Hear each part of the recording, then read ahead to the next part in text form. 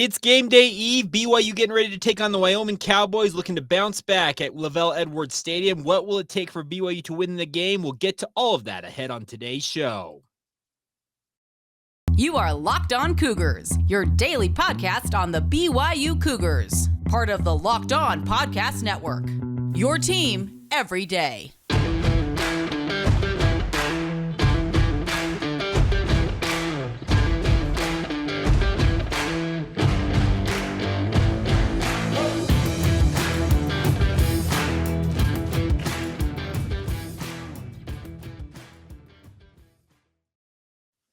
What's up, everybody? I'm Jake Hatch, your host here on Locked On Cougars, your resident BYU insider. Thank you for making Locked On Cougars your first listen of the day. Always appreciate you guys checking out the show. Coming to you a little bit later on Friday. Apologies for that. I had some internet issues, and obviously I needed to get some things out of the way, but glad to be with you guys here on a Friday. Our goal around these parts is to make you guys the smartest BYU fans in the room, and we're very proud to be part of the Locked On Podcast Network. Of course, the motto is your team every day. So thank you, as always, for making us a priority, even if it's coming to you a little bit later on a Friday. All right, let's dive right on in and talk a little bit about BYU and Wyoming. Kickoff in this game is set for 8:15 p.m. Mountain Time on ESPN2 tomorrow night. Very much looking forward to this, by the way. The last time these two teams played, they played in that Poinsettia Bowl in the rain, and BYU squeaked out a victory. Tanner Mangum throwing just an absolutely crazy, what ended up as a touchdown pass, like pinged off, I think 7 guys, it felt like, in that game. And Jamal Williams had a pretty fine performance down there in San Diego. But obviously, the BYU-Wyoming history goes back way further than that. They have played, I think, over almost 80 times. It's actually one of the more highly played series in BYU football history. It's right up there behind the likes of Utah and Utah State. But I think the all-time record was at 40-35 in terms of wins for BYU. It's 40 wins for BYU, 35 for Wyoming. The disparity since LaVell Edwards took over in 1972, 50 years ago, is BYU just absolutely owned this rivalry. I can think back to the Mountain West era, the back-to-back years where BYU, I think, won like 44-0 and then 52-0. Just dominance for BYU of late in this series. If you want to really kind of late, it's been 12 years since they were in the same conference, and BYU's only played them once in the meantime. But at the same time, this is a big opportunity for BYU to rectify some of the things that popped up last week in that loss to Oregon. So looking at the Wyoming Cowboys, I'm not necessarily convinced that they're going to be an offensive juggernaut coming into BYU, because this is not a team that has put up gaudy offensive numbers in their first 4 games. The biggest thing is their passing game. Andrew Peasley, the former Utah State quarterback, is their starter. He's the only one that's taken snaps at quarterback so far this year. He has completed 62 of his 103 attempts. That's a 60.2 completion percentage, but his average per attempt, 5.7 yards per attempt. It's not good numbers there. And also, like I said, they've played 4 games. They have won 3 coming into this, so they have some momentum on their side. And they're coming off a big win last Friday night when they held down a very vaunted Air Force attack in a 17-14 victory. And Peasley, to his credit, drove them down the field and got the late touchdown to win that game. But in 4 games so far this year, Andrew Peasley has 592 yards passing. The passing attack for Wyoming is anemic at best. It's just not anything that I'm all that concerned about for BYU. But BYU, the more pressing concern is the fact that they boast, speaking of the Pokes, is they boast a very potent rushing attack. Titus Swen is their leading rusher. He has 316 yards on the season. Very good start to the year for him. He's averaging 5.1 yards per carry. Peasley is their second leading rusher as a dual threat quarterback. He has 145 yards rushing, 5.6 yard per carry average. So the bigger thing for BYU in this matchup is they've got to avoid what they did against Oregon last week on defense and allow that is to allow Wyoming to control this game by controlling the ground game. BYU's defensive front, the linebackers and the defensive linemen, need to be better in this game. The hope is, it sounds like Tyler Batty is expected to play. The hope is you also get Earl Tuioti Mariner back. Kalani Sitake made the comment they were probable on Monday during his press conference, and I would hope they have both those guys back. The bigger thing for BYU's defensive line is to go out there and show that they're not pushovers. If they get pushed over by this Wyoming team, I'm not saying that Wyoming's awful in the trenches, but they are a far cry from what Oregon or Baylor was. And if you're going to allow this team, this Wyoming team, to come in and bully you and push you around, then there's probably some bigger issues for BYU at hand. And maybe we're right back to where we were last season, thinking that they had improved on their rush defense. They packed on all this extra weight. They hit the weight room hard. If BYU cannot control the ground game against the Wyoming Cowboys, yeah, well, guess what? I may be really looking at what BYU's doing defensively and say, hey, we got some issues, because you cannot afford to have back-to-back games where the opponent, especially with this one being a home game, they come into your house and push you around. Not good enough. This is a game BYU should win. They are heavily favored, according to our friends over at BetOnline, and that's the good news, is BYU should handle this game. But you cannot. The one thing you cannot afford if you're BYU, even if you win this game, is to allow Wyoming to run the ball down your throats. That would portend a very, very big concern for me for BYU's defense. The other thing, learn how to bleeping tackle. It was abysmal watching the second time over that Oregon game. It felt like BYU had like grease on their hands. They could not get guys to the ground. You need to tackle. And I don't know if BYU in season, I actually very highly doubt that they're tackling to the ground. I might make an exception after what I saw last week if I was BYU's coaches. I'd say, you know what, every practice this week, injuries be darned, we're going out there and we're tackling to the ground. Sometimes you just have to do that. Sometimes you have to take the risk and say, you know what, we need to learn how to tackle. And the only way to learn how to tackle is to actually tackle people. I know that sounds super simplistic, but I've talked with enough coaches who have explained that sometimes the best thing you can do is actually do what you're supposed to do and do what you need to do to get these guys to do what they need to do. So I think the keys to the game for BYU in this game, I think I've already made it very clear. Number one for me is stop Wyoming's rushing attack. If you make them one-dimensional, you put this game on Andrew Peasley's arm, I think BYU can run away with this in an absolute rout. If you force him, speaking of Andrew Peasley, to have to go out there and sling the ball 30 to 40 times in this game, BYU's going to win. I have a lot of faith that is the way it's going to go, but I do have concerns going back to last week that a team that like Wyoming's going to come in here and say, if Oregon can push BYU around, we're going to be intent to do the exact same thing. It is incumbent on BYU's defense, especially that front seven, front eight, whatever BYU decides to throw out there, whether it's a 3 or a 4-man front, I don't care. You got to stop the run. Number two thing, hopefully BYU has at least one of the two receivers back. Speaking of Puka Nacua and Gunnar Romney. Gunnar Romney, I don't know if I reported this earlier in the week. If I didn't, I apologize. I should have. I saw him in pads for the first time since training camp. He was wearing a green no-contact jersey. Those are the jerseys that BYU's quarterbacks a lot of times will wear to delineate that you do not hit those guys. So, but the good news was Gunnar was in pads earlier this week when I was out there at practice. Does that mean he's going to be cleared to go this week? I don't know. But the simple fact that he was in pads would lead me to believe that he is getting closer and closer to retaking the field.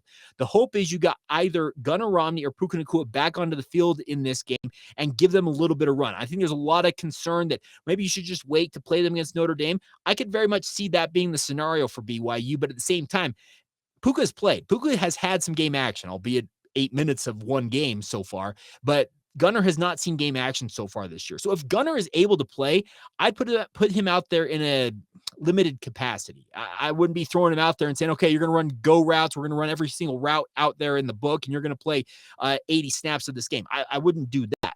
Work him back into the lineup, but at the same time, give your young receivers a chance to shine. I think Chase Roberts and Cody Epps, etc., should have a big opportunity in this matchup, and hopefully they can go out there and shine like they have the past 2 weeks. It's crazy to think about. Against Baylor, Chase Roberts had his coming out party. I know it was in a loss, but Cody Epps had his coming out party against Oregon.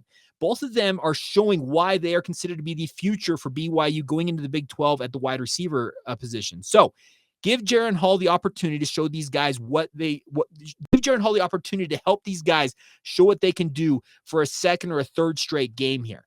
Now, the third thing, I already talked about BYU stopping Wyoming's run game. I need to see BYU's run game on offense get back on track.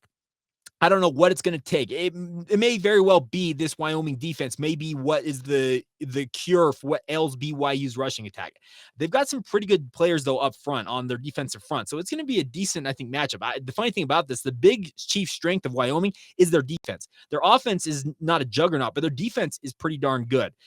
Shea Suyanoa is their second leading tackler at 25 tackles. Easton Gibbs, 32 tackles. Cole Godbow, I believe is how you say his name. He is their nose tackle. He's an absolute load on the interior. 21 total tackles for him at his nose tackle position. Very, very impressive there. So BYU, the front seven of Wyoming is going to come in thinking, okay, BYU hasn't been able to run on Baylor. They haven't been able to run on Oregon. They're not going to run on us. I need to see the run game get going. I need to see 150 yards rushing. I'd actually be okay if BYU were to go out there and say, you know what, Jaron, we're going to run the ball 2/3 to 1/3 throwing in this game, if at all possible. Your stats may be limited in this matchup, but we need to get the reps. We need to get this offensive line, the running backs. We need to get the running game in sync. This is the game to do it. You need to show that. If you cannot run the football on a team like this, who in the heck are you going to run the ball on? So that's just another key to the game. I know it's all kind of revolving around the rushing attack, but those are kind of my three things. Stop the rush, learn how to run the football again, and also get guys like Gunnar Romney, if they are cleared. Let me be very explicit in saying that. If the doctors do not clear them, this is a complete non-factor. But if they are cleared, I wouldn't necessarily throw them out there and say, okay, you're going to play your full load, your full complement of plays in this game, but give them the opportunity to retake the field and work themselves back into playing shape. That you cannot replicate, similar to what I talked about with tackling. You cannot replicate actually playing football unless you're actually on the field doing it. Like I said, it sounds way too simplistic, but at the same time, it's kind of how things go when it comes to football. All right, coming up here in just a minute, I want to talk about something cool that BYU is doing tomorrow as part of this Wyoming game. It revolves around the Black 14, the LDS Church, the Church of Jesus Christ of Latter-day Saints, their connection with the Black 14. If you don't know what the Black 14 is, I'll give you a rundown of that here in just a moment. First, though, I need to talk about our friends over at Underdog Fantasy. It's the easiest place to spice up your college football season. What it is, my friends, is an opportunity to play fantasy sports and do it in a college realm. That's the best part about this. You kind of go there, you can pick over-unders on different stats, teams, players, everything available under the sun to you guys. And the best part is you create an account and have some fun along the way. You can go and pick stuff on BYU. If you have another team you're interested in, you can make your picks on that as well. And the best part is you go to Underdog Fantasy and take the opportunity to do that. It's easy to play. It's available in over 30 states. You pick between 2 and 5 players across any team, like we said, not just BYU, and decide if you'll finish higher or lower than what they are projecting. One of the easiest fantasy to play games out there. And you can cold hard cash to put in your pocket right now. So check it out, my friends. Get to underdogfantasy.com. The best part is if you sign up with the promo code Locked On, that's LOCKEDON, you'll get you will get $100 deposit, up to $100 doubled for you guys by our friends at Underdog. I think I butchered that, but let me say that one more time.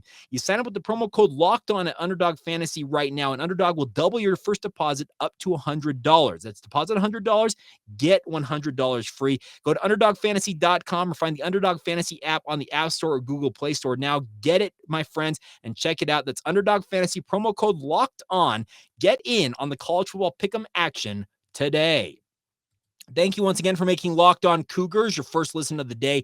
A really cool thing coming out of this Wyoming game, to kind of step aside from the actual on-field play, but BYU has invited 2 members of the Black 14 to come back to campus and to talk about I guess you'd call it a healing in a way, of the divide that kind of marred this series for quite a long time. And that's the crazy thing about this. Jeff Hansen over at Given Health Brigham did a really good write-up on this. BYU has also done a write-up on this. They actually had their School of Communication. So students with BYU actually put together a documentary talking about the Black 14 and how things have kind of come full circle here for BYU and the Black 14. Now, I keep saying the Black 14. Some of you are probably like, Jake, what are the Black 14? Okay.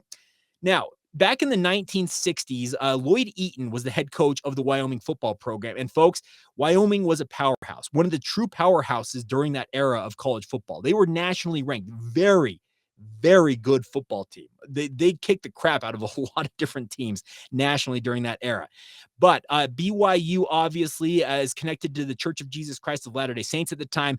The 1960s, we all know, was a decade of all kinds of turmoil with civil rights, etc. There were multiple assassinations: Martin Luther King, Robert Kennedy, Malcolm X. You guys know the whole history there. Now, the Black 14 were 14 African-American or Black players who were members of the Wyoming football program, who they had come to a game in 1960 68, and I think it was Lloyd McGee was one of their star players who claimed he was treated just absolutely abysmally by BYU football team members in Provo. The following year, they decided they were going to protest when BYU and Wyoming squared off once again. And they went to their coach to explain what the protest was all about. Well, Coach Eaton, a pretty strict dude. All the stories about him is just a strict disciplinarian. We're talking like the old school coaches. You guys know what I'm talking about. A guy who, no nonsense. Don't give me any crap. Like, we're going to do our thing. Well, he essentially told them during that meeting, I'll help you out here. All y'all are off the football team. He kicked all 14 of those young men off of the Wyoming football team. A number of them found other opportunities to play football. Some of them actually ended up playing in the NFL, etc. They all got opportunities down the road. But the bigger thing at play is that these 14 members were trying to make a statement for themselves and for people when it came to what was going on in that era. Now, it was a stain, obviously, on all things with that game that was played during that era.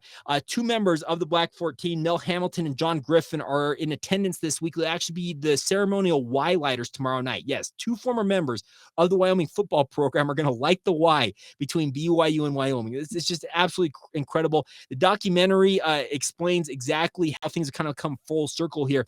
Now, what it was is these 14 football players, they have created a foundation now that all these years later have kind of been standing up for their communities and trying to build their communities up.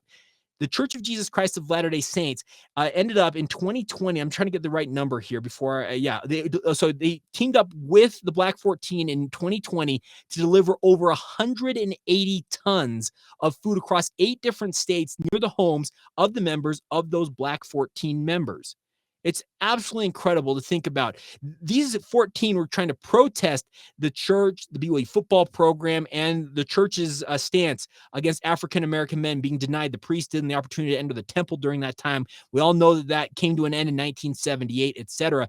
But the full circle nature of this story is where I think it's the most heartwarming, because the Black 14, like I said, they have come full circle. They were protesting the very community, the very football program, the church what they were protesting has now partnered with them, and they've actually become like partners in this. It's a crazy heartwarming story. S. Gifford Nielsen, who's a General Authority 70, obviously played for BYU in the 1970s, an All-American in his own right, talked about this quote from the BYU release. To think we all came back together as a miraculous story. Full cooperation from everybody has brought this story to fruition. It's just, it warms my heart, because this, and by the way, the other part of this was referenced when BYU had that whole situation with the Rachel Richardson and the Duke volleyball program. It brought up echoes of what was going on with this. And that's the thing about this, is this shows how minds and hearts can be changed. So it's one of those really, really cool stories out there. I don't think I've necessarily done any justice in many ways to talk about this, but Mel Hamilton and John Griffin, if you're going to the game tomorrow night in your LaVell Edwards Stadium, I want to hear the loudest cheers for these two gentlemen. Obviously, they represent their 12 other teammates in the Black 14. They're going to be there lighting the Y ceremonially.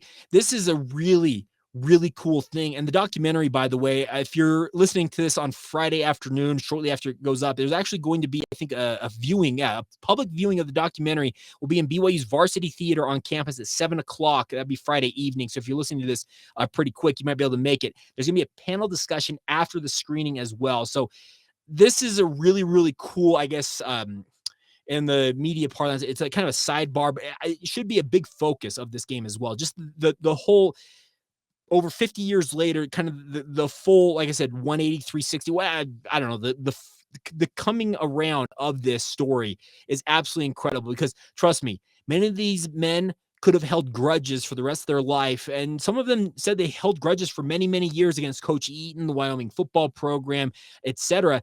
But they've all let that go. And for this to come full circle, like I said, I've used that reference I don't know how many times in talking about this. It's just an absolutely incredible story. And I think it's a heartwarming thing that should be celebrated as the Cowboys and Cougars get ready to do battle once again on the gridiron. All right, there you go. So a little bit about that. We'll wrap up today's show with my picks for the coming weekend in terms of college football scores, as well as a look at what's going on in other BYU sports coming up this weekend as well. If you want to go out and support other BYU teams in action, we'll get to all of that as we continue on right here on Locked On Cougars.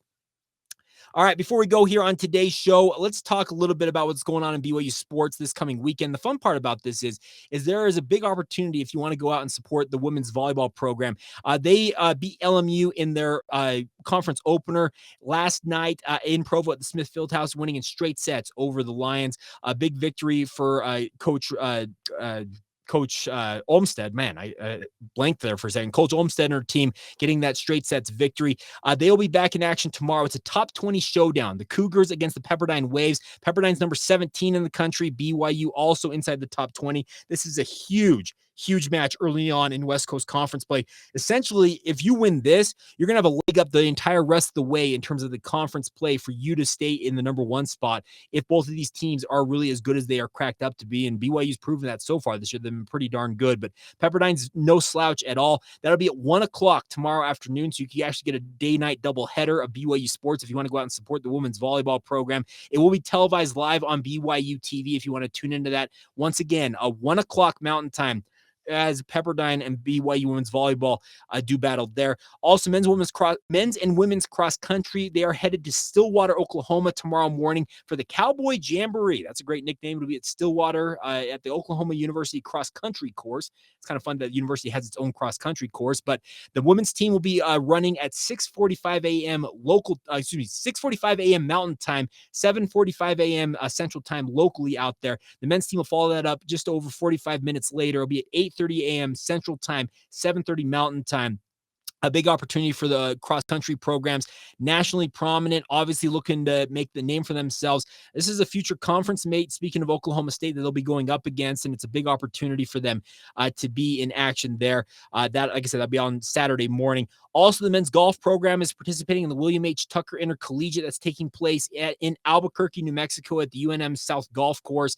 The men's golf program coming off a very, very good year a year ago. They'll be participating in that today. They're already underway. I actually think they might be finishing up second round play right now as I'm recording this podcast, but also finish up playing that tomorrow. We'll have a recap of that, how that went for you guys on our Monday edition of the show. It's a big opportunity. I think that's a game that if you're looking for something to do, that'd be a good thing to try, not do, but to track. I'd keep an eye on that because the men's golf program, I think they have an opportunity to be at least a top 25 ranked squad this year if everything goes according to plan. But obviously, you got to take care of business, and they're doing that down there in Albuquerque this weekend. All right, now for my picks as we round out today's show. Let's go around. I'm still sitting around that 500 mark. I actually need to total it up. I'll have a total for you guys next week. I'll write all my picks down and be able to tell you what my record is at the moment. But first pick, University of Utah taking on Arizona State. I know this one's not supposed to be even close because Arizona State has a new head coach, Herm Edwards, getting fired last week after they lost to Eastern Michigan. I think Utah goes to ASU and wins pretty handily. Utah, the line is 15.5 points. I think Utah covers that fairly easily. I just don't think Arizona State is necessarily going to be able to coalesce and figure things out right now to win that. But the one thing I will say, the weather could play a factor. AccuWeather on ESPN.com actually has it as a 98 degree at kickoff. That's at 8:30 Mountain Time. It's 7:30 down there in Arizona right now. That's going to be very, very warm. So hopefully the Utes they got their pickle juice because they could be cramping up in that one. All right. Next game up, Maryland at Michigan. I know this is an unranked against a ranked opponent, but Maryland is 3-0 on the season.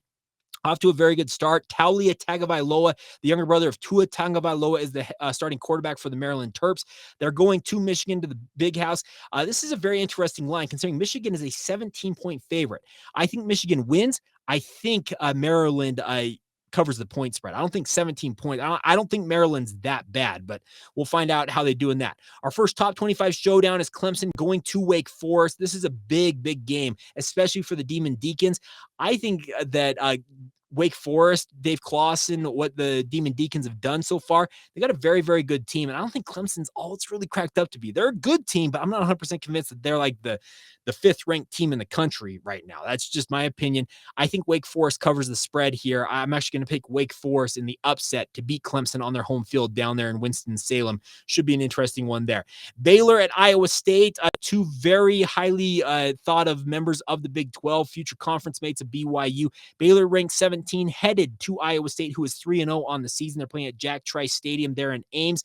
I think that ISU should be favored here. They are 2.5 points, according to most sports books, including our friends at Bet Online. I'm looking at this. I don't know what to make of Baylor because BYU handled them pretty easily. They bounced back with a big win over Texas State last week. I'm still not convinced that Baylor is what it's expected or was expected to be this season. I think Baylor wins, though. I think Baylor take the points, give me Baylor outright. I think Baylor goes to Ames and gets the victory there.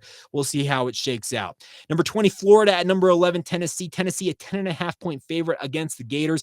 I don't think the Gators are what people think they are. I think Tennessee rolls in this one. I think the Volunteers, even though I'm not completely sold on the Volunteers being a power, they're better than Florida. I don't think Florida is the 20th ranked team in the country.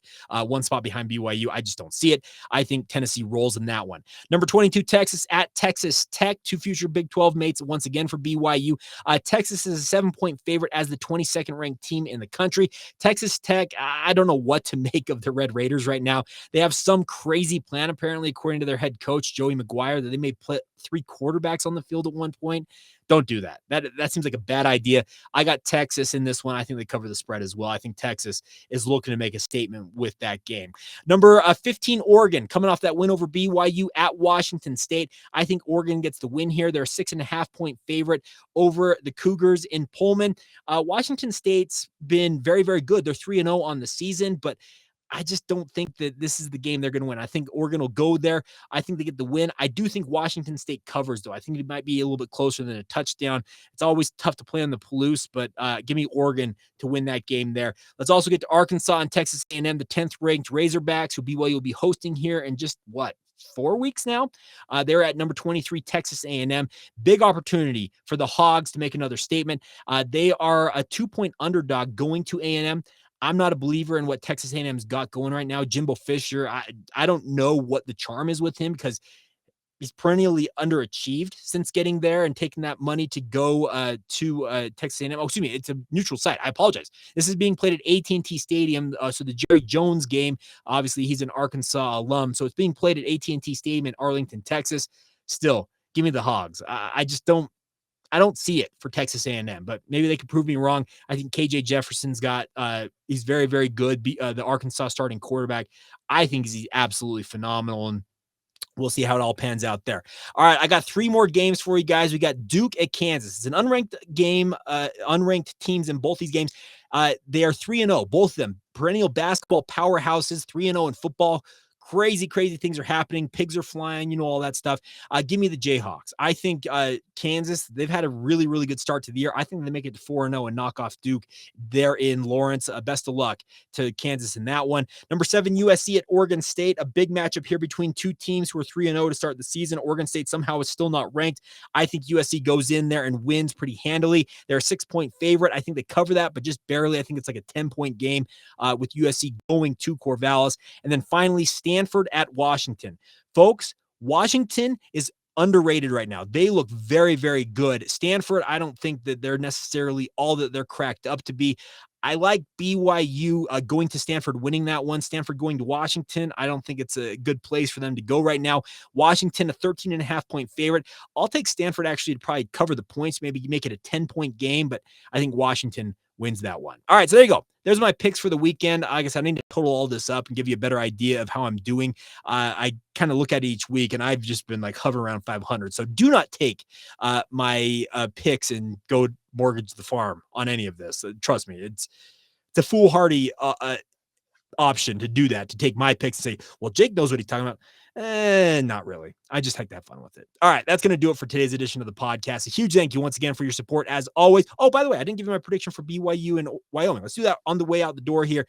I think BYU rolls in this one, folks. Like I said, it's been as high as a 22-point favorite for the Cougars going into this one. I think BYU will get a lot of the things that were ailing them out of their system from that Oregon loss. I've got BYU 38, Wyoming 10, 13, take what you want.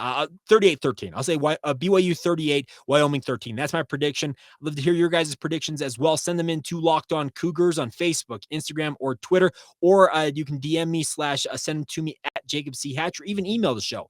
LockedOnBYU@gmail.com is the email address. That'll do it for us. Thank you once again for making us your first listen of the day. Want to encourage you guys now to go make our friends over the Locked On Big 12 podcast your second listen. Josh Neighbors does an incredible job making sure you are apprised of everything going on in the Big 12 conference. Get that free and available or on YouTube right now by searching out Locked On Big 12. All right, that'll do it for us. Have a great Friday. Enjoy the game out there at LES tomorrow night. We'll do a postcast probably early Sunday morning by the time I get to it, but we'll have it for you guys nonetheless. And of course, next week we'll be on a short week getting ready for Utah State. We got you covered every single day right here on Locked On Cougars. See ya.